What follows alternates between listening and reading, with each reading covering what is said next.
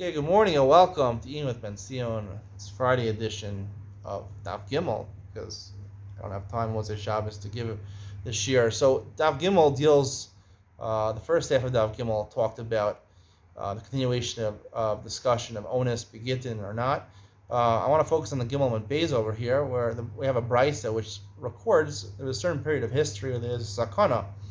And they said, even though the Mishnah says normally you're supposed to get married on Wednesday night, in certain circumstances you get married on Tuesday night. The Gemara says Monday night. We're going to discuss the Tuesday night, and the Gemara says Tuesday night is even a minhag in certain places that it became a custom, right? A minhag, right? That a lot of people will get married on Tuesday nights. Why is that? Because there were certain decrees throughout history where non-Jews were not so nice to the Jews. They heard about a Jewish marriage. Either the officer of the army or someone established in the government, or maybe the president, the prime minister would come and he would rape the engaged bride before the husband got a chance to be with her. And he would do this. So the Gemara asks, why is this hakana? Right? So the Gemara says, because even though technically it's mutter, right, for them to be with him, because we're talking about an Eishes Yisrael, who, when she's raped by Ones, she's still muteris to her husband. And technically, there's no Isser, the Gemara says. Like the Gemara says, religious to the Ones Shari, tell them that Ones is mutter. There are certain snuos, right, that are going to give up their lives. They're going to think that really it's usher to be with them. And they're going to give up their life when they don't have to. Unnecessarily, they're going to give up their life. That's sakana tafashos. They might give up their lives. So the Gemara asks, religious to the Ones Shari, tell them that Ones is in fact mutter. It's mutter to get married.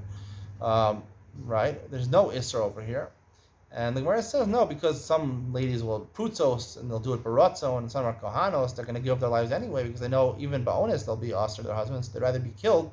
The guy, the president says either be with me or I'm going to kill you. They'll give up their lives because they're not going to be usher to their husbands. So that's the sakanas tafashos over here. But what the line of the Gemara, religious to the Ones Shari, implies in the Gemara that technically for Yisraelis it's mutter.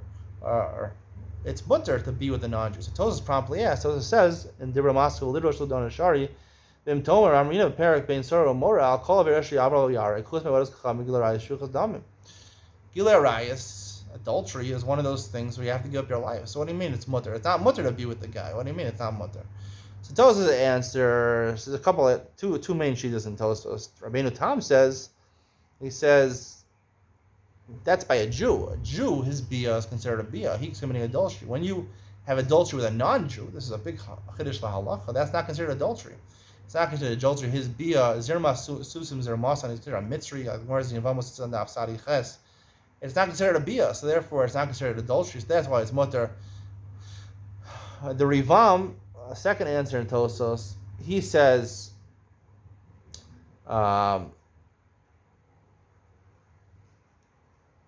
I think he says at the end that here it's mutter because, like the Gemara says in Sanhedrin, Esther Karka Olam, when a man, he's forced on a woman, so therefore there's no onus by a man because having an erection is up to the man. But the Gemara says, but when it comes to a woman, she's lying there and he's boel, or she doesn't do anything, so therefore it's mutter. It's not Esther Karka Olam.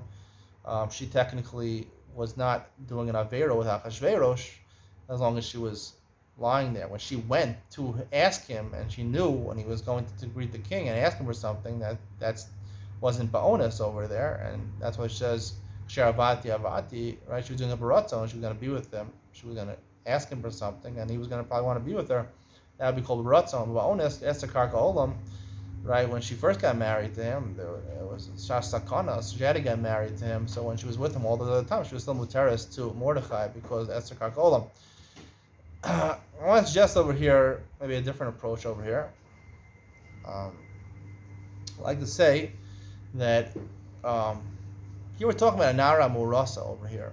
A Nara Murasa, this is basically along the lines of Rabbeinu Tam says over here.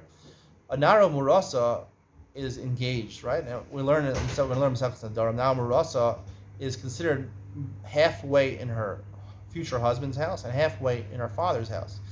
And this is the way it is by Jewish homes, even until today, all right? Jewish homes are very much, the fathers are very much as contracts between the fathers and the future husband. And the father is very much, as an Arusa, she stays in her father's house until she actually is Maser L'chuppah. She's walked down the aisle to the chuppah. she's in her father's house, but she's also in the rishus of her husband. That's why the Mishnah in the Darim says, the end last parak in the Darim, Baal Nara Murasa, Isha Bailam, if you're in a Darim, both have to be made for her, Nadarim. They both have to know in a Darim. She's in rishus, both of them. Until she's going to go Gerish, she becomes older, so then she's more independent. She's only in the rishus, she's not in the rishus of her father anymore. And when a chuppah happens, she's only in the rishus of her husband.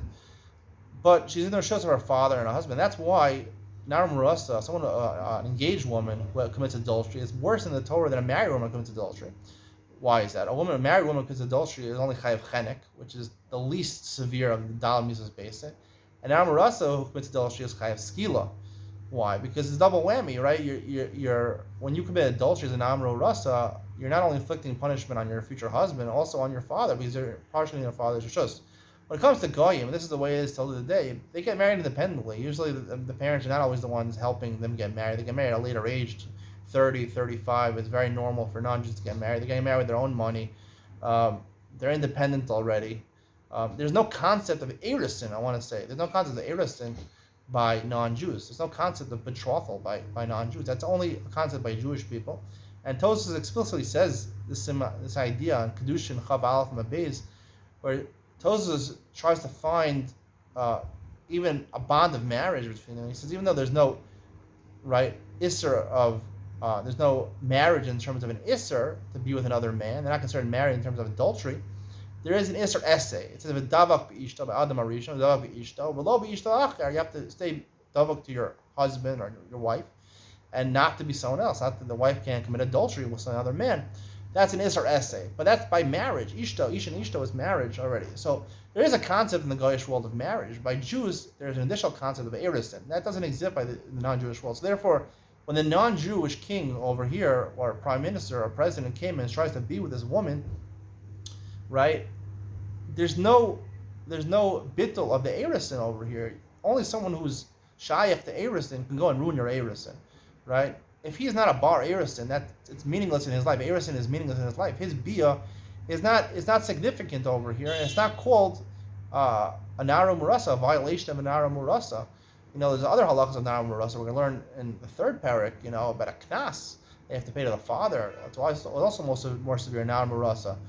The parsha of Eris doesn't apply by a non-Jew. That's what may be included in Tosfos. Not exactly what Rabbeinu Tam says, a little differently than Rabbeinu Tam, but he says over here, it's not. That's why onus is mutter over here, not because karka olam, even if she would participate in a certain way, and it wasn't completely an onus. Still over here, how you doing? Still over here, there's a different reason that onus is mutter over here. You want to say hi? Yeah. There's a different. Hey, there you go. There's Yehuda. Anyway. There's a different reason that onus is mutter over here. It's not striking the parsha of erisin, and therefore the bia is considered muteres. Now, in terms of being asering her on the husband, there it's clear from the Gemara that there would be an isra on the husband, even with a non-Jewish person, because there, in terms of being asr on the husband, the Torah used the lashon of tuma, impurity, and therefore the bia of a non-Jew, even though it's not disrespectful to the future husband and the father of this woman, of Nara Murasa, but it is matameir, right? It is a bia. It's considered a bia, and I like to say it is a bia. It's matameir, and therefore, like the Gemara is very clear that by a kohenes, a woman married to a kohen or engaged to a kohen, she would be tamei, and she even if she was raped, she'd be usher to the kohen, and the Yisrael, she did it married to Yisrael, she did it barotzo, and the prutzos, she would be usher to the husband. So for tuma, when it comes to the isser of remaining married to that husband, yes, there is tuma, but in terms of whether you're allowed to engage in it or not, l'chadchila, you're allowed to engage in it. There's no isra over there, but there is tuma. That's the chiluk, the distinction I want to make over here. Hope you enjoyed. Have a good Shabbos. See you on Daf Dalet on Sunday.